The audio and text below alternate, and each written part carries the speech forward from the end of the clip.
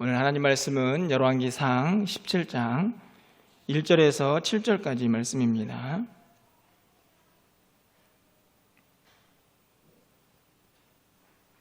구약성경 545쪽에 있습니다.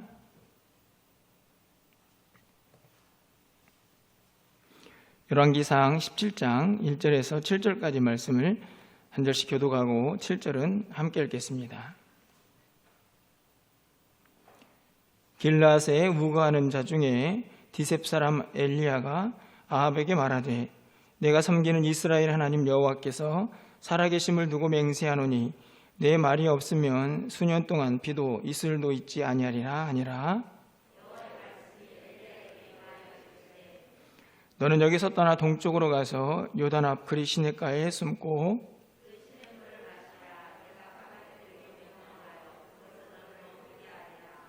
그가 여호와의 말씀과 같이 하여 곧 가서 요단 앞 그리 시냇가에 머물매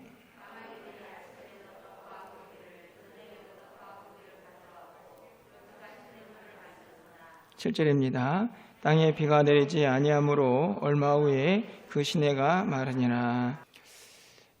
날씨가 이제 좀 많이 풀려서 봄 기운이 확연한 그런 시간들을 우리가 보내고 있습니다.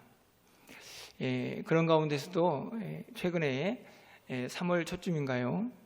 갑자기 강원도 일대에 폭설이 내려서 고속도로에서 많은 사람들이 갇혔던 그런 기억도 있습니다. 많게는 8시간까지 고속도로 위에서 그냥 많은 사람들이 고립되어 있는 그런 기사를 보면서 만약에 내가 그곳에 있었으면 어떤 생각이 들고 또 어떤 마음이었을까 하는 그런 생각을 좀 해보았습니다. 여러분 같으면 어떠셨겠습니까?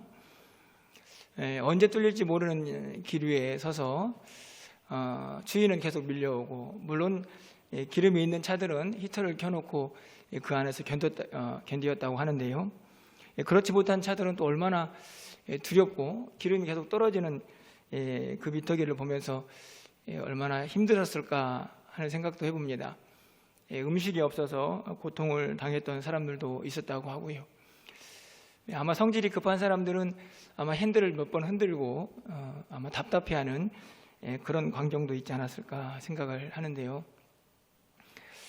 우리 모두가 어떤 상황 속에서 뜻하지 않게 고립이 되고 또 외딴 곳에서 홀로 방치가 되었을 때 참 힘들고, 그리고 생각만 해도 두려움이 밀려오는 것을 우리가 발견할 수가 있습니다.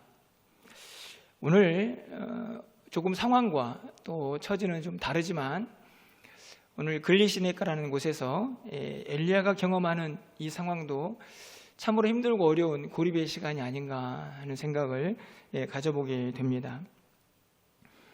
엘리야가 등장하던 시대의 좀 환경들을 좀 보면요, 우리가 알고 있는 것처럼 북이스라엘은 그 당시에 아합이라는 왕이 통치를 하고 있었습니다. 이 아합 왕은 이방 여인 이세벨과 결혼을 하게 되는데요, 이 이세벨은 하나님을 섬기는 사람이 아니고 이방 신인 바알을 섬기던 사람입니다. 그가 아합 왕과 결혼을 하면서 역시나 이 바알 신을 섬기게 되죠. 그래서 제단을 쌓고 또 거기에서 제사를 지냅니다. 동시에 아세라 상을 만들어서 온 백성들이 바알과 아세라 상을 섬기도록 그렇게 정책을 펴게 되죠. 그 당시에 이스라엘 상황들을 열왕기상 16장 30절에는 이렇게 기록을 하고 있습니다. 오므리의 아들 아합이 그 이전의 모든 사람보다 여호와 보시기에 악을 더욱 행하여, 얼마나 악을 행했든지 그 전에 있던 모든 사람들보다 더 심하게 악을 행하는 사람, 그래서 하나님 보시기에 어떤 왕보다 더 노여움을 일으키는 그런 인물로 성경이 평가를 하고 있습니다. 참으로 암흑의 시대, 어둠의 시대라고 말할 수가 있는데요, 그런 어둠의 시대에 마치 혜성처럼 엘리야라는 인물이 오늘 17장에서 등장을 하게 됩니다. 이 엘리야가 등장을 하자마자 오늘 1절은 이런저런 배경 설명도 없이 엘리야는 아합 왕 앞에 가서 이렇게 한마디를 던지죠. 앞으로 수년 동안 비도 이슬도 이 땅에 내리지 않을 겁니다 라는 말을 선포하게 됩니다. 조금 뜬금없게 보여지는 이 엘리야의 출현, 하지만 그 암울한 시대를 생각해 보면 이 외침이 얼마나 당당하고 멋진가 하는 생각을 해보게 됩니다. 그렇게 어둠의 시대에 그 아합 왕 앞에 가가지고 당당하게 하나님의 말씀을 외치는 엘리야의 모습이 말이죠. 그런데 바로 이어지는 모습을 보면 3절에서 등장하고 있지만 그렇게 멋지게 하나님의 말씀을 선포한 이후에 어찌된 일인지 엘리야는 바로 그리 시냇가로 가서 숨으라 라는 하나님의 명령을 듣게 됩니다. 그렇게 멋지게 어둠의 시대에 짜잔 하고 나타났으면 계속해서 멋진 사역들을 이어가야 할 텐데 어찌된 일인지 그리 시냇가로 마치 유배를 떠나듯이 하나님께서 그곳으로 엘리야를 보내시죠. 여러분은 왜 하나님께서 엘리야를 그리 시냇가에 보냈을 것이라고 생각을 하십니까? 그 답을 좀 찾아보기 전에요, 먼저 엘리야라는 사람을 좀 간단히 오늘 본문에서 생각해 보려고 하는데요. 이 1절 상반절 말씀에 가서 보시면 엘리야를 이렇게 소개합니다. 길라앗에 우거하는 자 중에 디셉 사람 엘리야. 길라앗에 우거하는 자 중에 디셉이라는 한 지명이 있었는데요, 그곳에 사는 엘리야, 이렇게 이야기를 하죠. 사실 이 디셉이라는 지역은 도대체 어디가 있는가라고 의문이 들 만큼 굉장히 외딴 곳, 그리고 잘 알려지지 않은 무명의 마을이었다고 학자들이 이야기를 합니다. 길앗에 거주했는데 그곳에 디셉이라는 마을에 살고 있던 엘리야,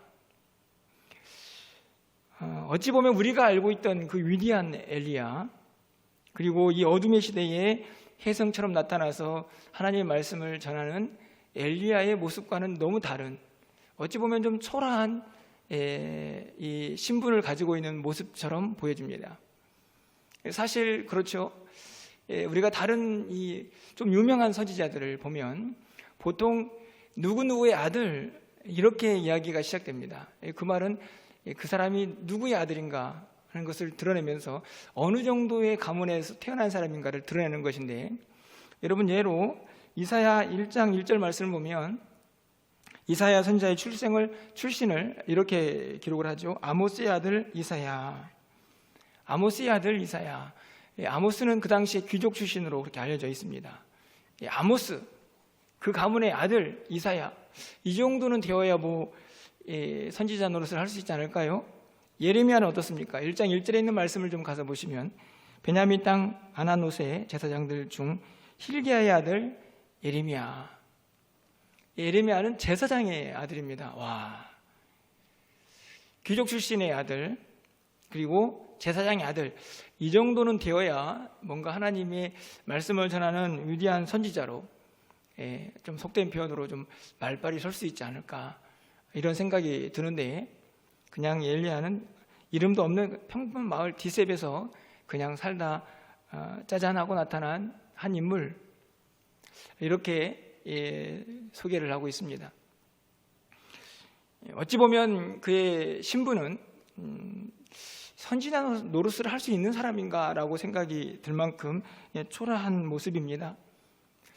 그런데 그가 가지고 있는 신앙 고백을 좀 보려고 하는데요, 1절 좀 다시 가서 보시면 길앗에 우거하는 자 중에 디셉 사람 엘리야가 아합에게 말하되 내가 섬기는 이스라엘 하나님 여호와께서 살아계심을 두고 맹세하노니 내 말이 없으면 수년 동안 비도 이슬도 있지 아니하리라 하니라. 이 말씀 속에 엘리야는 자신이 믿고 있는 하나님이 어떤 하나님인가 하는 것을 분명히 드러내죠. 가장 먼저는 내가 섬기는 하나님.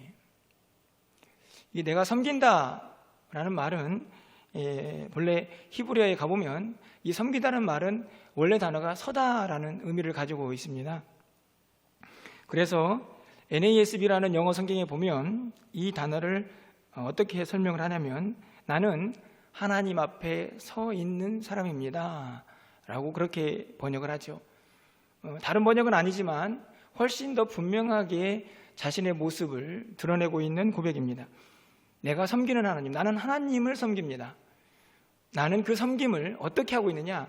나는 하나님 앞에 서 있는 사람으로 살아갑니다. 여러분, 지금 엘리야는 누구 앞에서 이야기를 전하고 있습니까? 아합 앞에 있죠. 절대 권력을 가지고 자기 마음만 먹으면 누구든지 죽일 수 있는 막강한 힘을 가진 사람, 그 사람 앞에 서 있는데 엘리야는 뭐라고 고백합니까? 나는 하나님 앞에 서 있습니다. 내가 섬기는 하나님, 나는 하나님 앞에서 그분의 뜻을 쫓아 그분의 명령에 순종하며 그분을 따르는 사람입니다 라고 당당하게 고백을 하죠. 다시 말하면 나는 왕 위에 있는 하나님을 섬기는 사람입니다. 나는 지금 당신 앞에 서 있지만 하나님 앞에 서 있는 사람입니다 라는 고백을 하고 있습니다. 두 번째로는 뭐라고 고백합니까? 그 하나님은 살아계십니다. 하나님 여호와께서 살아계심을 두고 맹세하죠. 살아계십니다. 하나님은 살아계십니다. 믿으십니까? 그런데 여러분, 왜 이 고백이 또 위대하냐를 좀 생각해 보아야 합니다. 뒤에 나오는 이 엘리야의 선언을 좀 보십시오. 비도 이슬도 오지 않을 것이다. 여러분, 그 당시에 북이스라엘은요, 온통 바알을 섬기던 나라가 되어버렸습니다. 여러분, 바알이 어떤 신인가요? 바알은 풍요의 신입니다. 바알은 비와 구름을 통제하죠. 그런데 여러분 보십시오. 비가 오지 않습니다. 이슬도 오지 않습니다. 이 말은 무슨 이야기입니까? 분명히 이 이스라엘 민족들이 지금 하나님을 섬기지 않고 바알을 섬기면서 그들은 무슨 생각을 하고 있느냐? 그들이 섬기고 있는 바알이 비를 주고 그리고 구름을 움직여서 자신들의 곡식들을 키우는 풍요의 신이라고 그렇게 믿고 있는데, 갑자기 비도 이슬도 오지 않을 것이다. 이 말은 무슨 말입니까? 니네들이 믿고 있는 바알은 죽은 신이고 내가 믿고 있는 하나님이 살아계신 하나님이다 라는 것을 선포하고 있는 말씀이죠. 다시 말하면 오늘 이 1절에 있는 엘리야의 신앙 고백에는 당당한 엄청난 힘을 가지고 있는 무서운 아합 왕 앞에서 나는 하나님 앞에 서 있는 사람이라는 고백과 함께 당신들이 믿고 있는 바알신은 죽은 신이고 내가 믿고 있는 하나님이 참 살아계신 하나님입니다 라고 위대한 신앙의 고백을 하고 있는 것이죠. 사실은 단순해 보이지만 그 당시에 세상의 모습을 완전히 거스르는 엄청난 믿음의 고백이라는 것을 오늘 이 본문에서 우리는 살펴볼 수가 있습니다. 저는 이 두 고백, 나는 하나님 앞에 서 있는 사람입니다. 그리고 나는 살아계신 하나님을 믿습니다. 내가 믿고 있는 하나님은 살아계십니다 라고 하는 이 고백이 저는 우리의 모든 삶의 순간에도 함께 해야 할 위대한 신앙의 고백이라고 확신합니다. 우리가 왜 주눅이 드는가요? 우리가 왜 넘어지고 우리가 왜 너무 실망합니까? 우리가 세상 앞에서 우리의 모습이 초라할 때가 얼마나 많이 있습니까? 세상의 힘, 권력, 그 부 앞에서 우리는 너무나 초라해질 때가 많이 있죠. 왜 그렇습니까? 내가 하나님 앞에 서 있다는 믿음이 흐려지고 자꾸만 세상이 보이기 때문이죠. 오늘 엘리야는 그 무시무시한 절대 권력을 가진 아합 왕 앞에서도 당당하게 외칩니다. 나는 하나님 앞에 서 있는 사람입니다. 나는 하나님을 섬기는 사람입니다. 당신들이 온갖 우상을 다 섬기지만 그것들은 죽은 신이고 내가 믿고 있는 하나님만이 살아있는 하나님이십니다 라고 당당하게 외치는 이 고백은 우리가 살고 있는 이 세상에서 우리 또한 외쳐야 할 믿음의 고백이 아닌가 하는 생각을 갖게 하는 것이지요. 그런데 다시 또 질문이 던져집니다. 그렇게 보잘것없지만 디셉 사람, 이름 없는 도시에 마을에 한 사람이지만 그가 이러한 위대한 신앙 고백을 하고 있으니 하나님이 좀 멋지게 그를 사용했으면 참 좋았을 텐데, 어찌된 일인지 제가 서두에도 말씀을 드렸던 것처럼 이 엘리야를 그리시네가로 보냈죠. 3절 말씀입니다. 다시 보시면 너는 여기서 떠나 동쪽으로 가서 요단 앞 그리시네가에 숨고, 가라는 게 아니고 숨으라는 얘기입니다. 무슨 이야기인가요? 도망치라는 얘기죠. 위대하게 하나님의 말씀을 선포했는데 그 다음에 이어지는 모습은 엘리야 앞에서 멋진 기적을 행하는 게 아니고 그리시네가에 가서 숨어 있어라는 하나님의 메시지였습니다. 그리시네가는 어떤 시내가였을까? 학자들이 궁금해하는데요. 우리가 알고 있는 것처럼 이 그리시네가는 와디라고 알려져 있습니다. 와디라는 것이 무엇인가요? 항상 있는 시냇물이 아니고 이스라엘 백성들이 이제 광야가 많기 때문에 비가 올 때 잠시 생겨나는 그런 천입니다. 그렇기 때문에 물줄기가 계속 이어지는 게 아니고 계속해서 비가 오지 않으면 그 강은, 그 시내는 곧 말라버리죠. 그것을 증거하듯이 7절 말씀을 보면 땅에 비가 내리지 아니함으로 얼마 후에 그 시내가 말라버렸습니다. 물줄기가 계속 이어지는 그런 시내가 아니고 순간적으로 생겨난 시내였다는 것을 쉽게 이해를 할 수 있을 것 같습니다. 물이 넉넉한 곳, 비는 안 올 것이기 때문에 물이 넉넉한 곳에 가서 좀 피해 있었으면 얼마나 좋았을까요? 그리시네가로 가라고 해서 갔더니 언제 물이 끝날지도 모르는 그런 시내가 흐르고 있었습니다. 아무도 없는 곳, 그리고 도망자의 신세로 숨어서 지내야 하는 그리시네가.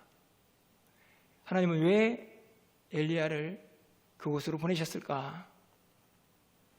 그의 엘리야가 간 그리시네가는 결론부터 말씀을 드리면 엘리야를 더 위대한 하나님의 사람으로 만드는 훈련장이었다는 사실을 우리가 기억해야 한다는 것입니다.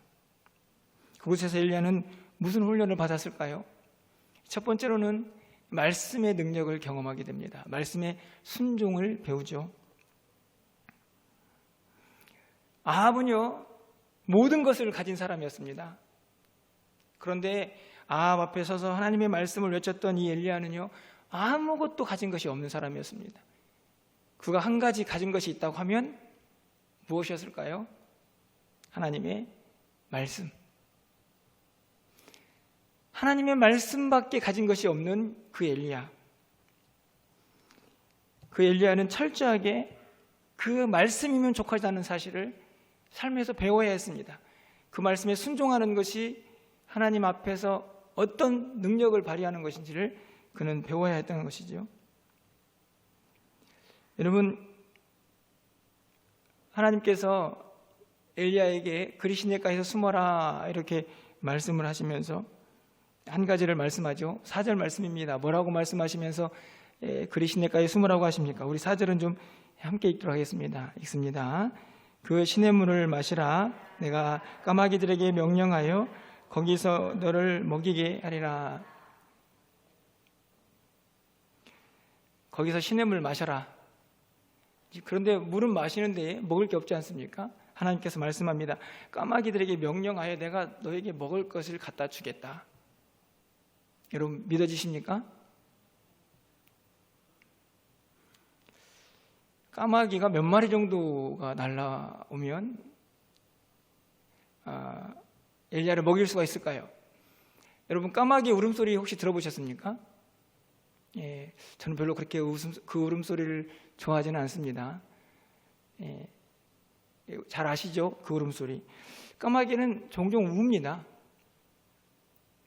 그런데 음식을 막 물고 오다가 한 번씩 울면 어떻게 되죠? 분명히 물고 있던 음식들이 다 떨어질 것 같은데 아무리 생각해도 까마귀가 나를 먹인다고?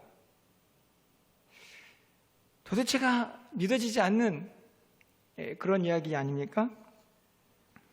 그런데 어떻게 하나요? 5절 말씀을 가서 보시면 그가 여호와의 말씀과 같이 하여 숨어라. 그리시네가에 가면 거기서 물 마시고 내가 까마귀로 먹이겠다 했더니 그냥 그 말씀에 순종하죠. 상식적으로는 도대체 이해가 안 되지만 그 말씀과 같이 하는 엘리야의 모습을 보게 됩니다. 그래서 어떻게 하나요? 그 말씀에 순종했더니 정말 까마귀가 와서 그를 먹이는 능력을 경험합니다. 그에게는 또 말씀이 있었죠. 어떤 말씀입니까? 수년 동안 비가 오지 않을 것이다. 그 말씀도 경험하죠. 어떻게 경험합니까? 7절에서 시내가 마르지 않습니까? 비가 오지 않으니까요. 엘리야가 가진 것은 말씀뿐이었지만 그 말씀에 순종하면서 엘리야는 말씀의 능력을 경험합니다. 말씀에 순종하면 말씀의 역사가 일어나는구나. 하나님의 말씀은 살아있어서 그 말씀대로 이루어지는구나 하는 것을 그리시네가에서 철저하게 경험하죠. 여러분, 엘리야는 왜 부름을 받았습니까? 하나님의 말씀을 전하는 사람으로 부름을 받았죠. 그런데 그 말씀을 전해야 할 하나님의 사람이 그 말씀의 능력도 알지 못하고 그 말씀이 얼마나 살아있는지, 그 말씀이 얼마나 진전성이 있는지, 그 말씀이 얼마나 진리고 진실인지를 만약에 믿지 못한다면 어떻게 말씀을 증거하겠습니까? 하나님의 말씀을 증거하는 엘리야에게 가장 필요한 것은 하나님 말씀이 얼마나 살아있는지, 얼마나 생명력이 있는지, 얼마나 능력이 있는지, 그 말씀이 얼마나 진리인지 그것을 깨달아야, 그것을 믿어야 했던 것이죠. 그것을 경험해야 했던 것입니다. 그 경험이 바로 그리시네가, 그곳에서 이루어지고 있는 것이죠. 우리가 종종 이런 말 쓰지요. 메시지만큼이나 그것을 전하는 메신저도 중요하다. 이 말은 메시지, 하나님의 말씀에 대한 권위를 낮추는 것이 아니고, 그래서 메신저를 부각시키는 말씀이 아니고, 말씀을 전하는 자가 하나님의 말씀을 얼마나 신뢰하고 그것을 능력 있게 선포하는지가 너무너무나 중요하다는 것입니다. 그래야 그 말씀이 진실되게 전해지기 때문이죠. 여러분, 이것을 너무나 잘 보여주는 좋은 예가 있습니다. 열왕기상 17장 바로 이어지는 24절 말씀에 사르밧 과부와의 만남에서 엘리야가 그에게 이런저런 기적들을 보여주지 않습니까? 죽은 아들을 살려낸 다음에 이 사르밧 과부가 엘리야에게 하는 말씀입니다. 24절 말씀 화면을 보시면 제가 읽어드립니다. 여인이 엘리야에게 이르되 내가 이제야 당신은 하나님의 사람이시오 당신의 입에 있는 여호와의 말씀이 진실한 줄 아노라 하니라. 여러분 보십시오. 당신의 입에 있는 여호와의 말씀이 진실한 줄 압니다. 이제 알겠습니다 라고 말하는데 그 말을 하는 사람이 누구입니까? 엘리야죠. 엘리야. 하나님의 말씀을 가지고 있는 그 귀하고 능력 있는 메시지를 가지고 있는 그 엘리야의 삶의 모습을 통해서 하나님의 말씀이 진실되다는 것이 드러나는 것이죠. 그렇기 때문에 그 말씀을 전하는 이 메신저도 너무너무나 중요한 것입니다. 여러분, 이 시대에 하나님 말씀을 가진 자들이 누구인가요? 세상 사람들입니까? 아니죠. 바로 우리들입니다. 우리들도 하나님 말씀을 가진 자들이기 때문에 우리에게 정말 필요한 것이 무엇입니까? 엘리야와 같은 그리시네가의 경험입니다. 하나님의 말씀이 얼마나 능력 있는지, 하나님의 말씀대로 살았을 때의 그 능력이, 그 역사가 어떻게 우리의 삶에 일어나는지 그 은혜를 경험하고 그 말씀을 우리 삶에 붙잡고 그 말씀을 담대하게 증거하면서 그렇게 살아가는 삶을 하나님께서 동일하게 우리에게 요구하고 있는 것이죠. 저는 여러분에게 간절한 소망을 갖습니다. 우리의 삶이 비록 아합의 시대처럼 어둠이 가득하고 엘리야가 지금 숨어있는 그리시네가처럼 그렇게 황량한 곳일 수 있지만 중요한 것은 우리에게는 하나님의 말씀이 있다는 사실, 그리고 여러분의 삶의 현장에서 그 말씀의 능력을 좀 경험하면서 그 말씀이 얼마나 우리 안에 생명력 있는지, 그 말씀이 얼마나 진리인지를 좀 마음껏 경험하시고, 그리고 그 말씀을 좀 마음껏 선포하면서 그렇게 살아갈 수 있는 저와 여러분이 됐으면 참 좋겠습니다. 그 은혜가 여러분 가운데 넘쳐나기를 간절히 소망합니다. 두 번째로 엘리야가 경험해야 했던 것은 무엇인가요? 무엇을 훈련해야 했을까요? 그리시네가에서 그곳에서 엘리야는 하나님만 의지하는 법을 배워야 했습니다. 여러분 6절 말씀을 가서 보실까요? 까마귀들이 아침에 떡과 고기를, 저녁에도 떡과 고기를 가져왔고 그가 시냇물을 마셨으나. 정말로 말씀대로 까마귀들이 떡과 고기를 아침 저녁으로 배달해 줬습니다.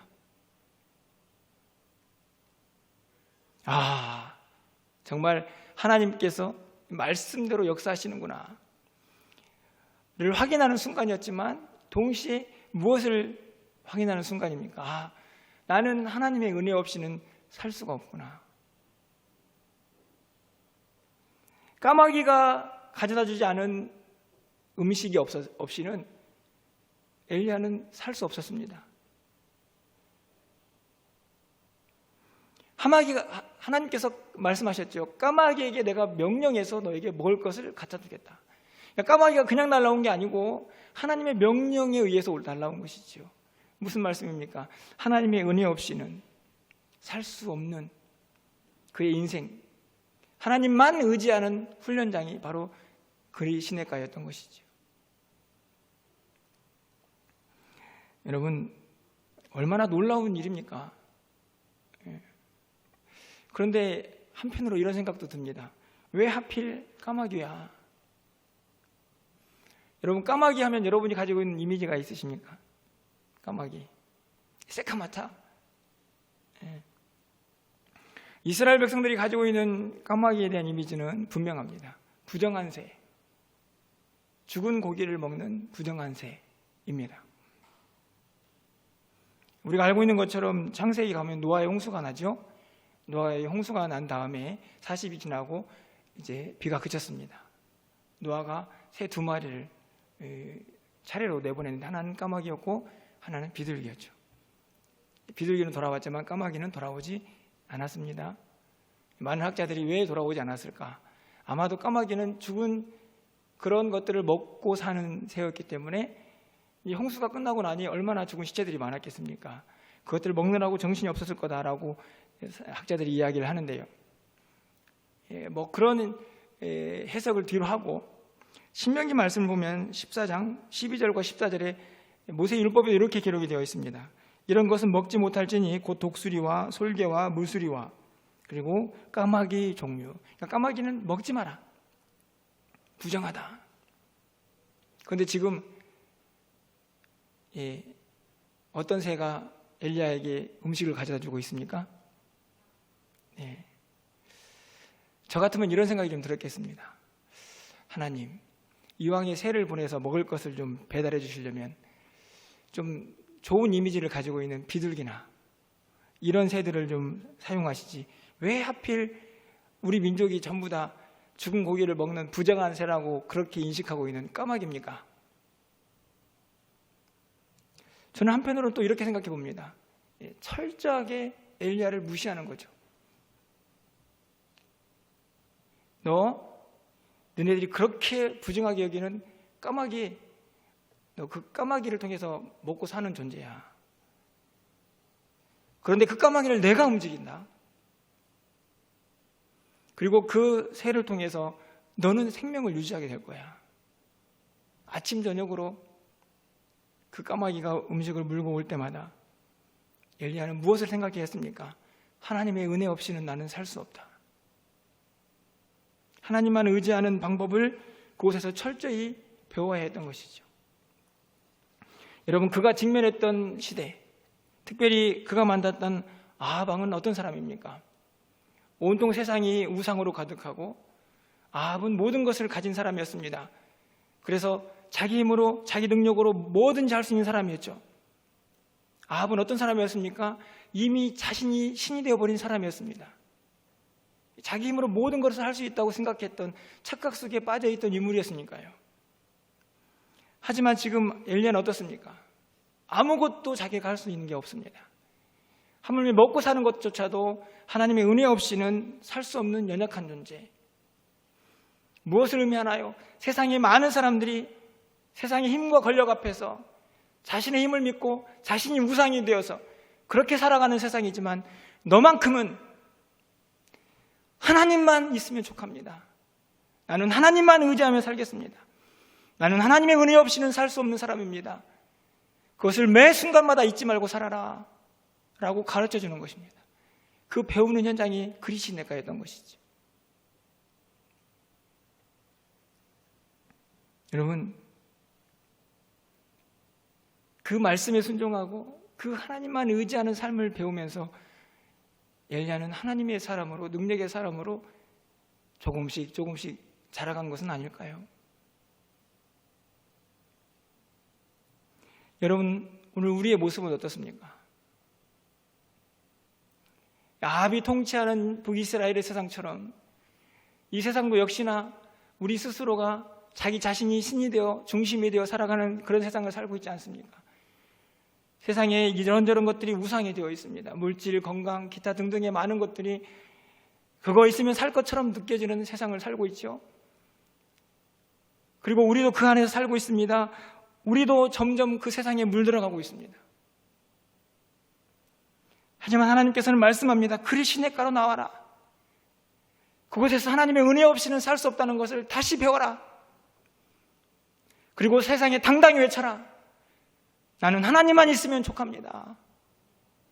라는 믿음의 고백을 하며 살 수 있도록 훈련하고 또 훈련하는 하나님의 모습을 보게 되는 것입니다.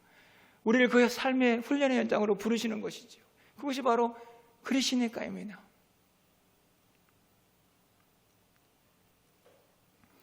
마지막으로 엘리야는 이 그리시네가에서 무엇을 배웠을까요? 그것은 다른 것이 아니고 하나님과의 교제를 배웠을 것입니다. 친밀한 만남이죠. 여러분, 그곳에서 엘리야가 할 수 있었던 일이 무엇이었겠습니까? 목이 마르면 점점 말라가는 물을 바라보고 그 물을 마셨습니다. 아침이 되면, 저녁이 되면 까마귀가 배달해 줬습니다. 그곳에서 엘리야는 무엇을 할 수 있었겠습니까? 혹시 우리의 흔한 말로 물멍하지 않았을까요? 물멍. 그리시네가의 물을 바라보며 이 물이 말라가는구나. 혹시 우리가 어떤 물건을 주문해 놓고 택배기사 오리길 기다리는 것처럼 오늘 아침에 까마귀는 어떤 음식을 배달해 줄까? 까마귀를 기다렸을까요? 그곳에서 엘리야가 할 수 있었던 것은 하나님의 뜻을 묻는 것. 하나님, 이제 저는 어떻게 해야 합니까? 지금 그리시네가가 엘리야가 머물러 있어야 할 곳이 아니잖아요. 하나님, 제가 앞으로 어떻게 살아야 합니까? 하나님 앞에 묻고 또 묻지 않았겠습니까? 하나님의 말씀을 의지해서 그곳에 왔기 때문에 하나님의 말씀이 있어야 또 뭔가 움직일 수 있지 않았겠습니까? 그러니 말씀을 들어야죠. 그러니 기도하고 하나님 앞에 간구하면서 하나님, 어떻게 해야 합니까? 내가 가야 할 길이 어디입니까? 앞으로 어떻게 살아야 합니까? 이 고민을 해결이라도 하듯 여러분 8절 말씀을 가서 보시면 여호와의 말씀이 엘리야에게 임하여 이르시되, 그렇죠, 물이 말랐습니다. 그리고 바로 8절에서 이어지는 말씀을 보면 여호와의 말씀이 엘리야에게 임하였다. 그리고 9절 상반절에 너는 일어나 시돈에 속한 사르밧으로 가서 거기 머물라. 드디어 하나님께서 이동 명령을 내리셨습니다. 어떻게 알았을까요? 기도했으니까 알았겠죠. 하나님의 뜻을 묻고 또 물어서 하나님, 이제 어디로 가야 합니까? 침묵하시던 하나님이 말씀하셨습니다. 너는 거기에 가서 머물라. 시돈에 가면 사르밧이라는 과부가 있을 텐데 그곳에 가서 머물러라. 하나님의 이동 명령이 내려졌습니다. 그 음성을 듣기까지 엘리야가 할 수 있었던 것은 하나님 앞에 부르짖는 일, 그 고립되고 외딴 곳에서 아무도 없이 하나님만을 바라볼 수 있는 그곳에서 그는 그렇게 하나님을 의지하고 부르짖었을 것입니다. 야고보서는 그래서 이렇게 엘리야를 평가하죠. 야고보서 5장 17절 18절 말씀인데요, 우리가 너무나 잘 알고 있는 말씀입니다. 우리 화면을 통해서 좀 함께 읽어보도록 하겠습니다. 엘리야는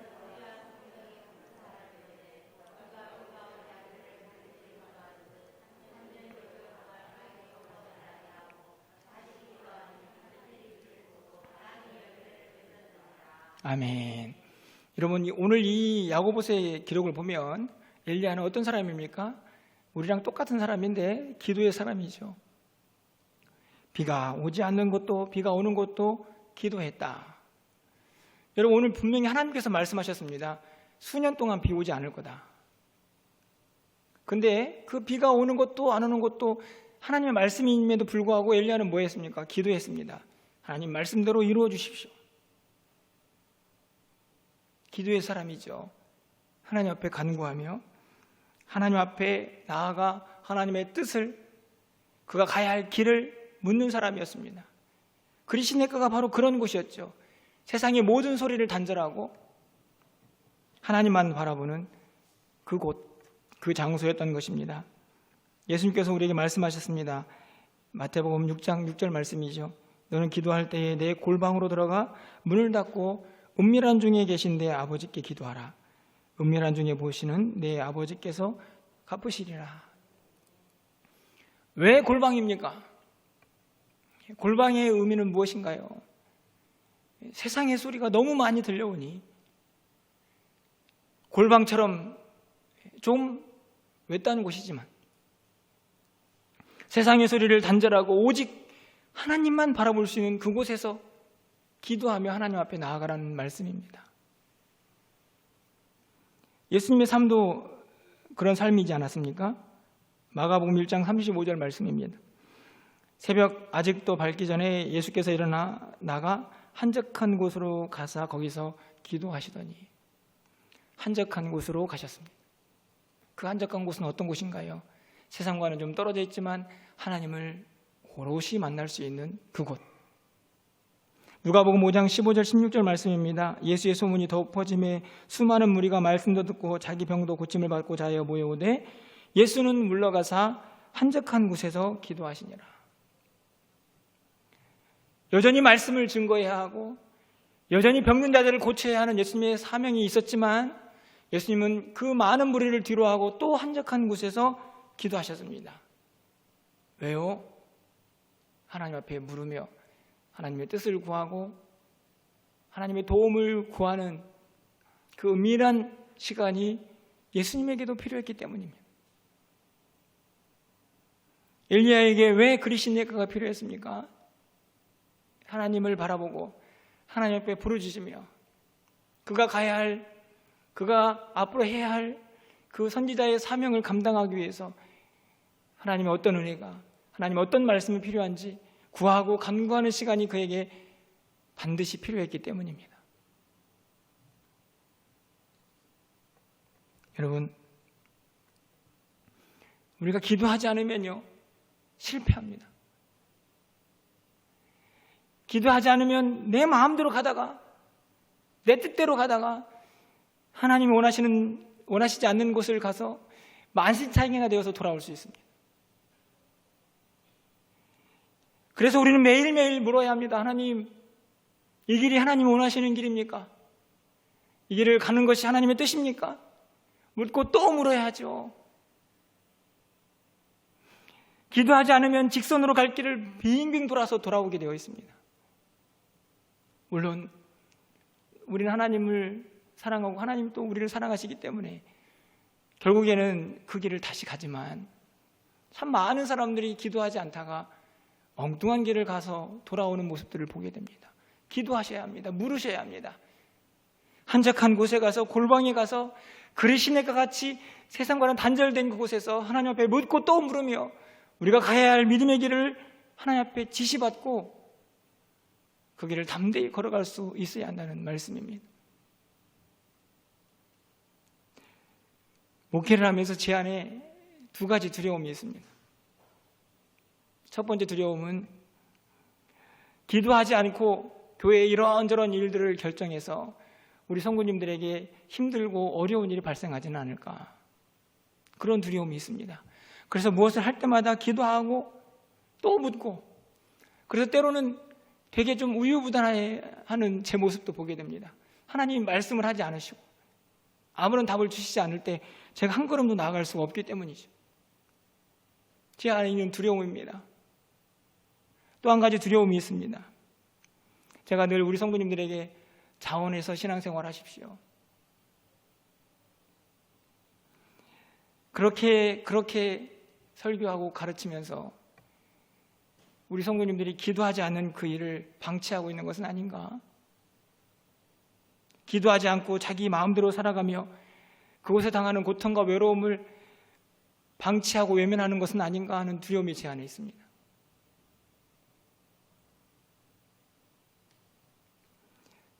여러분, 기도하셔야 합니다. 하나님 앞에 묻고 또 물으셔야 합니다. 세상의 수많은 소리를 아무리 들어도 소용이 없습니다. 그것은 진리의 길이 아니기 때문입니다. 세상과 단절된 그곳에서 여러분, 하나님을 부르짖으셔야 합니다. 하나님, 내가 어디로 가야 합니까? 내가 이 험한 세상을 어떻게 살아가야 합니까? 부르짖고 또 간구하면 하나님은 여러분의 삶을 인도해 주실 것입니다. 여러분의 기도를 들으실 것입니다. 오늘 엘리야에게 너 이제 그리시네가를 떠나서 시돈에 있는 사르밧 과부의 집으로 가라, 그곳에서 머물러라 라고 말씀하셨듯이 우리의 가야 할 바를 밝히 보여주실 것입니다. 하나님과 교제하십시오. 하나님과 친밀한 만남을 이 험한 세상 가운데서 늘 유지하는 저와 여러분이 되기를 간절히 소망합니다. 말씀을 맺으려고 합니다. 엘리야는 하나님의 사람으로, 능력의 사람으로 그렇게 구체적으로 쓰임을 받기 이전에 그는 그리시네가의 경험을 해야 했습니다. 그 훈련장에서 하나님을 경험하고 하나님의 능력을 의지하는 그 훈련을 받은 것이죠. 여러분의 그리시네가는 어디입니까? 여러분이 살고 있는 이 험한 세상일 수도 있습니다. 혹은 우리가 지금 경험하고 있는 코로나 같은 팬데믹 상황이 우리가 경험하는 그리시네가일 수도 있습니다. 혹은 여러분이 개인적으로 경험하는 고통과 어려움의 시간들이 그리시네가일 수 있습니다. 하지만 여러분, 그곳에서도 우리는 이렇게 고백할 수 있어야 합니다. 하나님은 살아계십니다. 나는 하나님을 섬기는 사람, 나는 하나님 앞에 서 있는 사람입니다. 하나님의 말씀은 능력이 있고 하나님은 살아계셔서 나에게 늘 은혜를 주시며 나를 인도하십니다. 하나님, 내가 하나님과 친밀한 교제를 나누며 하나님의 인도하심을 따라 순종하며 살겠습니다 라는 고백을 우리가 매일매일 하며 살아갈 수 있어야 한다는 말씀입니다. 여러분, 그리시네가를 통과하는 그 일을 두려워하지 맙시다. 그 그리시네가를 통과한 이후에 우리는 더 큰 믿음의 사람으로 성장해 있을 것입니다. 하나님을 의지하고 그분의 말씀의 능력을 경험하며 그분의 음성을 듣고 우리의 삶의 현장에서 매일매일 그 하나님과 함께 승리하며 살아갈 수 있는 저와 여러분이 되시기를 주님의 이름으로 축원합니다.